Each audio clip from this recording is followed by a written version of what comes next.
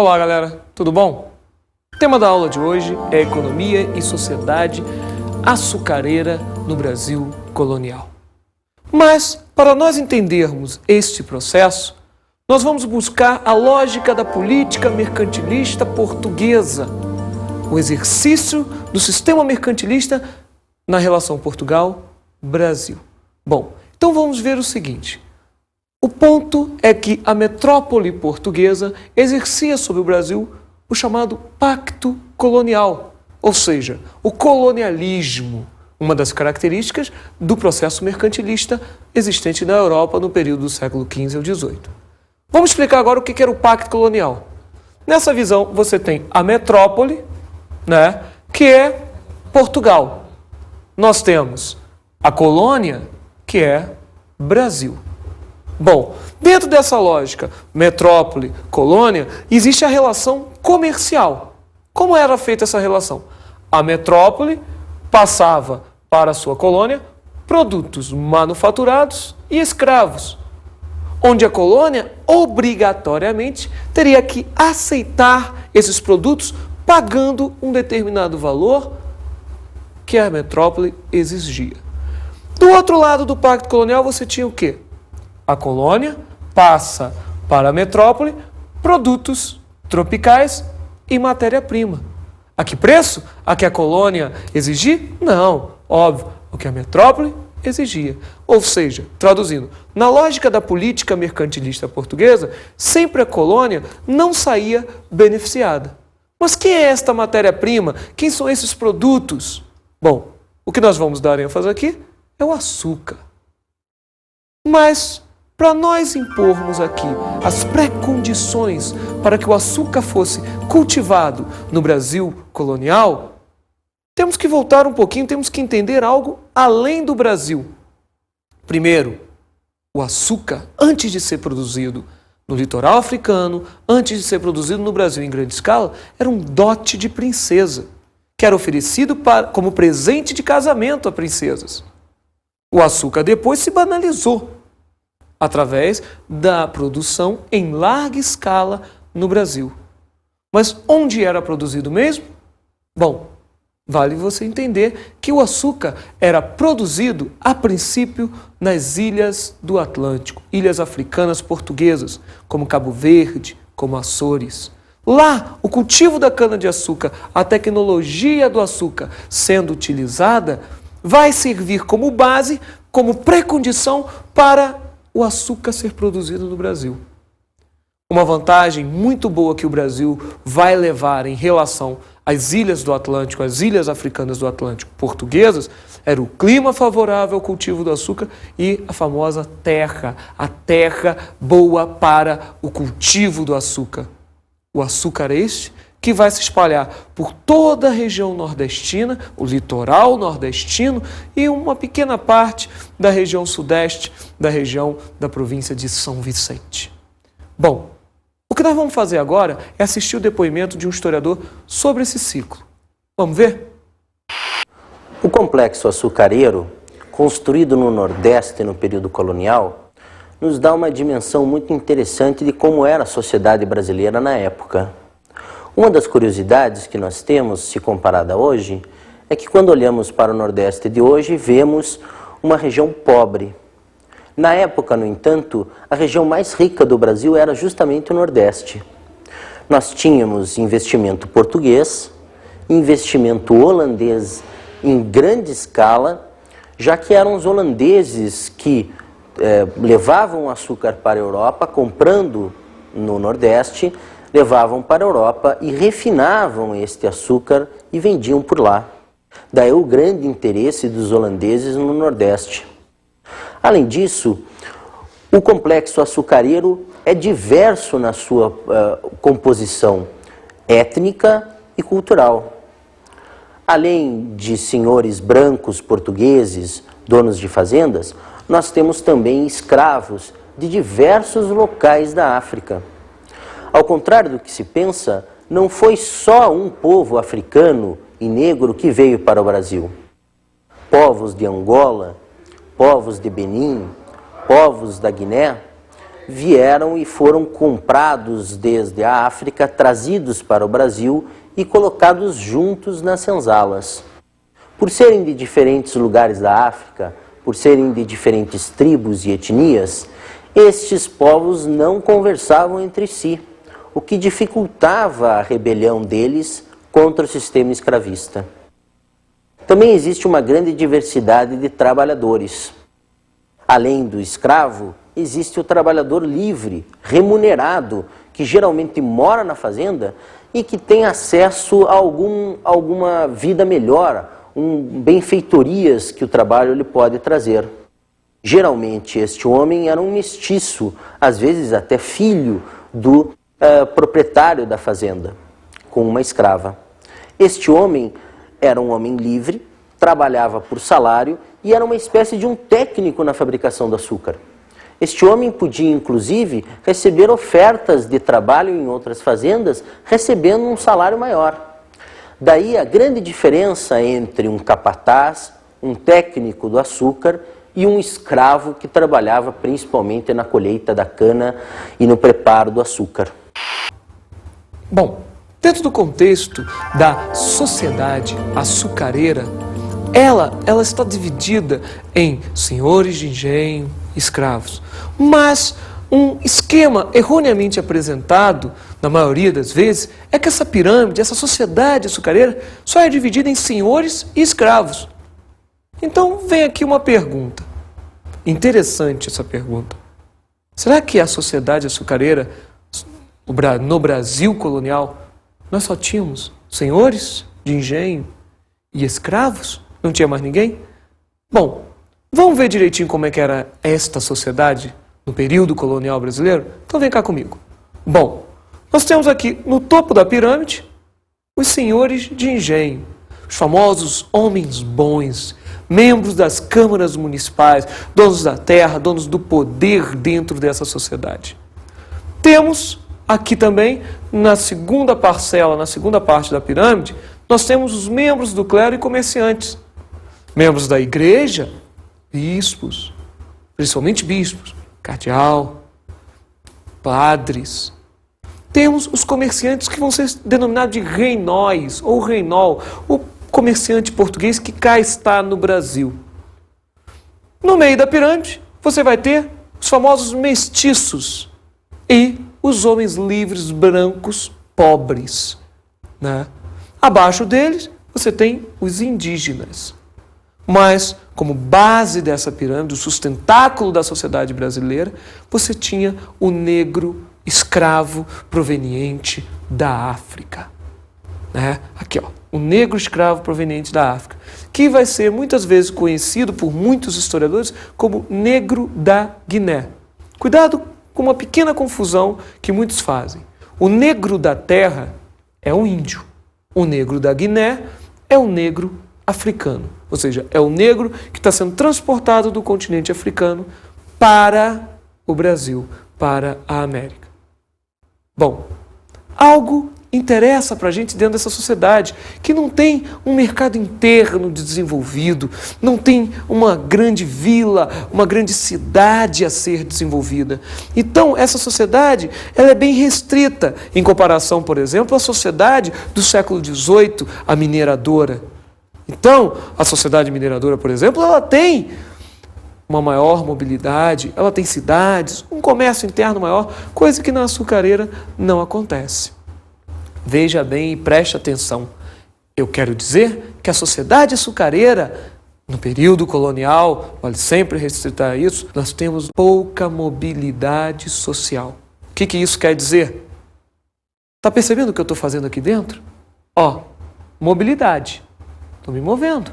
Tá vendo? Ó, vou voltar. Mobilidade. E o social? Mobilidade social, mudança nas classes.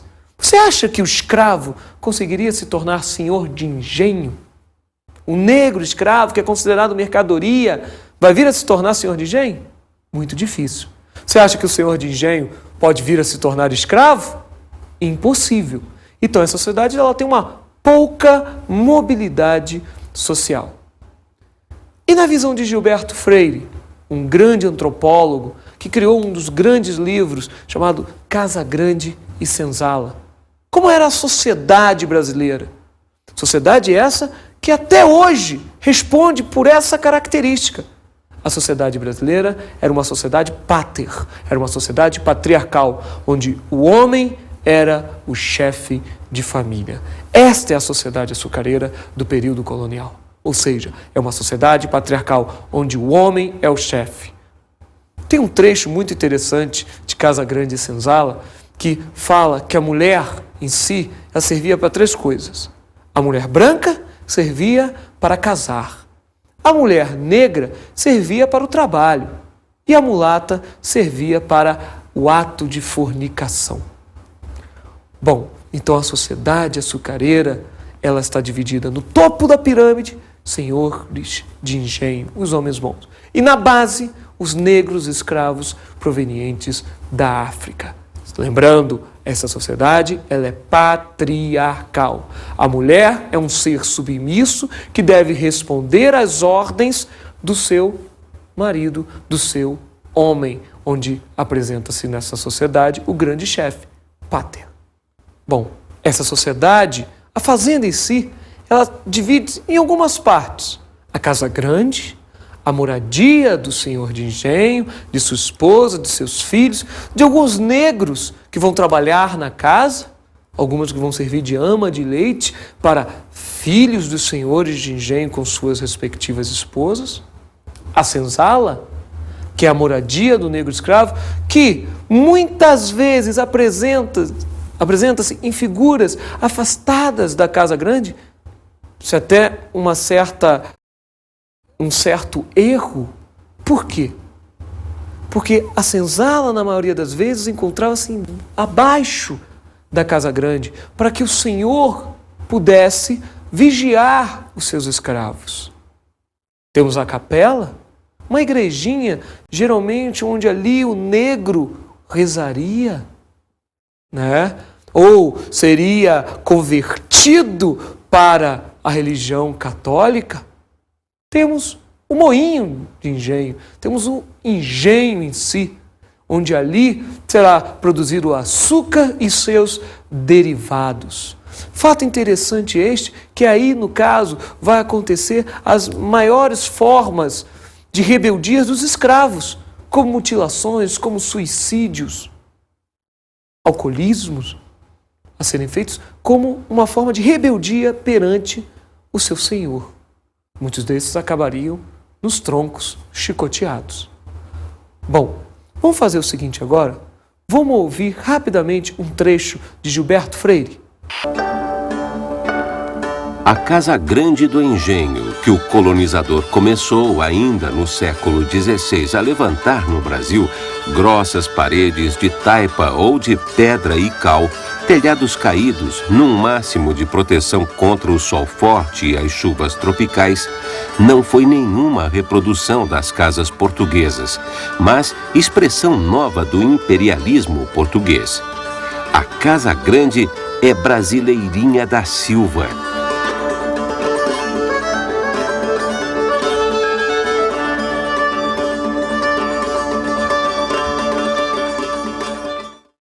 E aí, gostaram do pequeno trecho de Gilberto Freire de Casa Grande e Senzala?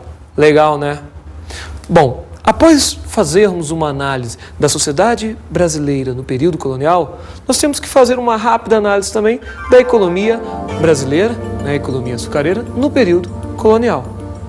Bom, a economia açucareira no período colonial, ela era caracterizada pela plantation.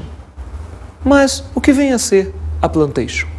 A plantation nada mais era do que uma monocultura, um latifúndio, uma sociedade escravocrata, ou seja, uma escravidão, e uma produção voltada para o mercado externo. Espera aí, vamos analisar cada um desses pontos, para que você não se perca. Vamos primeiro para a monocultura? Monocultura. Mono, cultura, cultivo, ou seja, cultivo de um só produto. No caso do Brasil, na relação do pacto colonial, da política mercantilista portuguesa, o açúcar. Mas pera lá, vamos entender uma coisa? Se é monocultura, isso significa que você só produziria açúcar? Isso quer dizer que no café da manhã, no almoço, no lanche, no jantar, você só iria consumir, só iria comer açúcar? Já que é monocultura? Lógico que não. É óbvio. Então entenda, essa monocultura é a característica da política mercantilista portuguesa. É uma produção que é feita em grande escala para ser levada para a Europa e lá ser redistribuída por ela. Os holandeses eram responsáveis por isso. Os holandeses, o capital Flamengo, ele simplesmente vai ser responsável por refinar, fretar o açúcar brasileiro até a Europa, revendê-lo e também investir na construção e no crescimento de engenhos açucareiros no Brasil. Mas ainda não respondi aquela pergunta. Só tínhamos um produto aqui? Lógico que não. Existiam pequenas culturas de subsistência. E o que não era cultivado aqui para a própria subsistência vinha da Europa, dentro daquela lógica, daquele esqueminha que nós já explicamos, do pacto colonial. Um outro ponto dessa plantation, além da monocultura, era a escravidão. Escravidão essa que nós podemos dividir em duas partes. No primeiro momento, a escravidão era a indígena, que devido à produção em grande escala e à fuga de indígenas para o interior do Brasil, dificultou a utilização dessa mão de obra. Vale lembrar que o tráfico negreiro também era altamente lucrativo. Esse tráfico, por ser lucrativo, levava o indígena a ser substituído. Então, como na primeira parte era o indígena e o negro era um comércio muito mais lucrativo, o negro, proveniente da África, substituiu o indígena como mão de obra das lavouras açucareiras. Vinha a escravidão negra. Mas como era feita esta escravidão? Bom, vamos voltar lá na África, vamos ver. Os senhores de engenho, eles contratavam comerciantes. E esses comerciantes iam para a África, negociavam com tribos. Exemplo, a tribo A, benguela, malês, congolês, a tribo A recebia do comerciante armas, rum, algodão, fumo, tabaco era um produto muito utilizado nessa troca. Em troca, essa tribo A entrava em guerra com uma outra tribo, a tribo que nós vamos chamar aqui de tribo B. Não necessariamente o comerciante sempre fazia acordos com a tribo A. A tribo A entrou em guerra contra a tribo B. A tribo A destruiu a tribo B e dali fizeram-se negros prisioneiros, escravos, que eram levados para o litoral. No litoral, eles ficavam armazenados como fossem mercadorias, em feitorias, esperando os navios negreiros, famosos navios negreiros, que também eram conhecidos como tumbeiros, devido à quantidade de mortos no trajeto África-Brasil. Lá no litoral, esses escravos ficavam esperando os navios. Esses navios levavam os escravos em direção à América. Um trajeto que, dependendo das condições do oceano, demoravam 3 meses para atravessar. A quantidade de escravos mortos ali, nas condições péssimas, eram imensas. Imagine o seguinte: uma salinha pequena e vários negros, no caso que são os escravos, colocados naquela salinha, com uma pequena área para respirar, onde nenhum teria condição para efetuar suas necessidades ou pelo menos descansar ao longo de 3 meses. Repararam as condições subhumanas? Péssimas. Essas condições é a alimentação precária. Vale ressaltar que muitos negros deixavam a África como reis e passavam a ser escravos no Brasil colonial. Ressalto também que a porcentagem de negros homens era considerável, porque era o trabalho braçal da lavoura açucareira. Poucos eram as mulheres e crianças nesses navios. As condições subhumanas na qual o negro era colocado levavam a uma porcentagem considerável de mortes. Em torno de 40% a 50% dos negros morriam durante o trajeto África-Brasil. Vale lembrar que muitos negros se suicidavam aproveitando do descuido dos comerciantes. Ressalto também que os negros que estavam doentes, eles eram acorrentados a uma pedra e jogados ao mar. Chegando no Brasil, estes negros eram levados para mercados onde seriam comercializados, fora alguns negros que já vinham da África encomendados para respectivos senhores de engenho. Mas vamos voltar ao negro que era comercializado. Chegava ao mercado, por exemplo, o mercado da Praça 15, no Rio de Janeiro.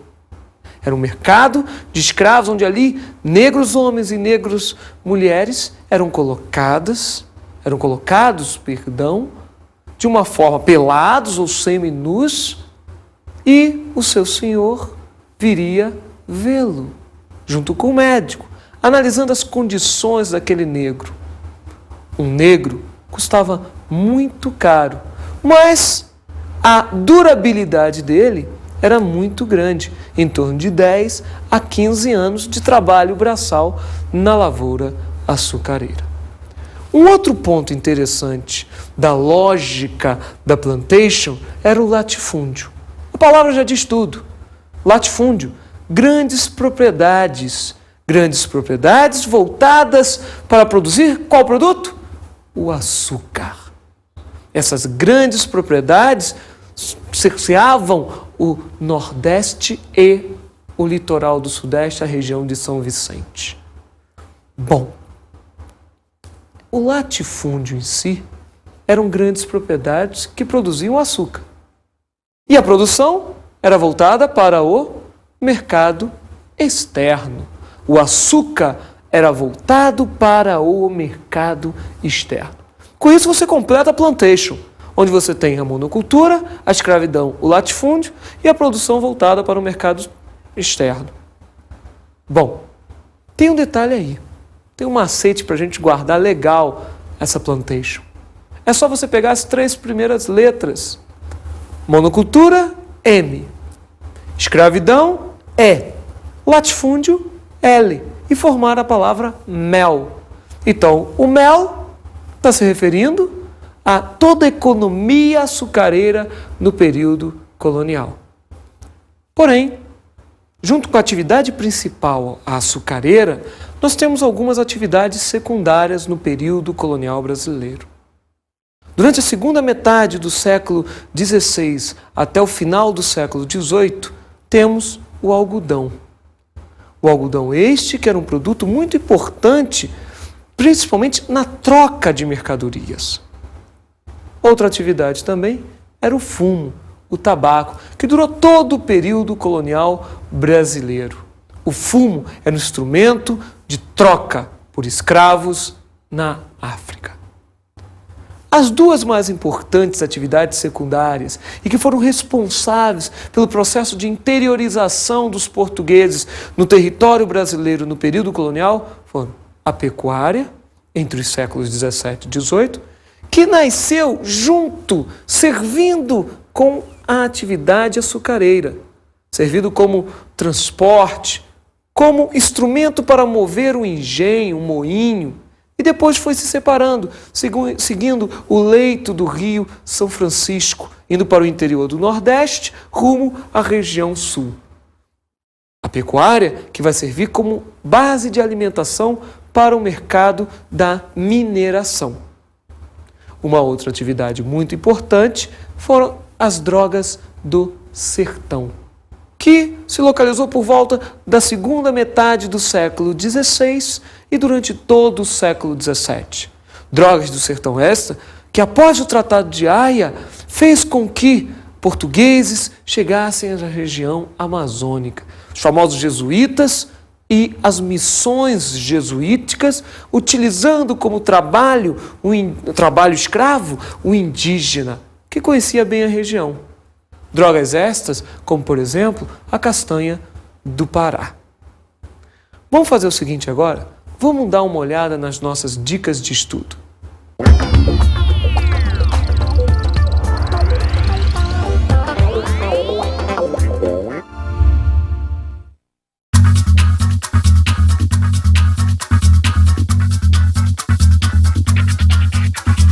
Bom, como dica, tem uma ênfase nos estudos sobre a plantation, a monocultura, a escravidão, o latifúndio, a produção voltada para o mercado externo. Para uma boa leitura, Gilberto Freire, Casa Grande e Senzala. E o filme Macunaíma.